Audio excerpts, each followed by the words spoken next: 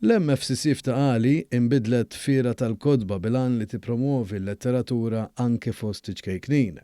Dal-avveniment qed jara s-sem ta' madwar 49 esebitur li jikkonsistu minn bejja tal-kodba, organizzazzjonijiet studenteski, kittieba, għaqdiet mhux governattivi u għaqdiet pubbliċi relatati mal-industrija tal-kodba u l-pubblikaturi.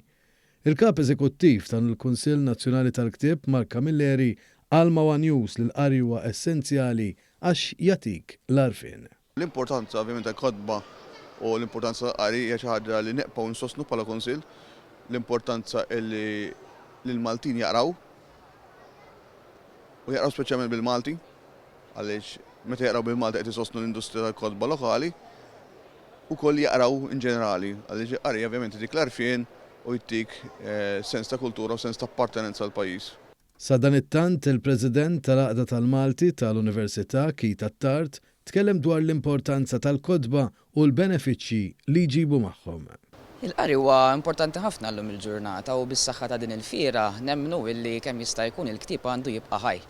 Napprezzaw ħafna il-fatt li l-Kunsill jorganizza din il-fiera u li lna bħala Għaqda tal-Malti dejjem sibnihom tal-aspalla għalina. Din l-edizzjoni tal-Festival tal-Ktieb inkludiet ukoll wirjiet u attivitajiet tal-qarreja ta' kull età. News tkellem ma' dawk li kienu qed iżuru din il-fiera. To get books. Ġejt biex nixtri kodba t-tifla. Biex nerġa' nagħti l-imħabba li għandina lejn il-kodba lejn iż-żgħir u ż-żgħir ħobbhom ħafna l-kodba. Kuġina tiegħi bil-ktieb li ovvjament kitbeti u pinġejtu jiena u ovvjament ħa nisimgħu taqrah illum. Sa dan it-tant is-Servizz ta' Trasport Pubbliku qed jorganizza servizz speċjali mill-Belt Valletta għal dawk li jridu jattendu fil-fiera tal-Ktieb f'Taqali li se tibqa' miftuħa sal-Ħadd.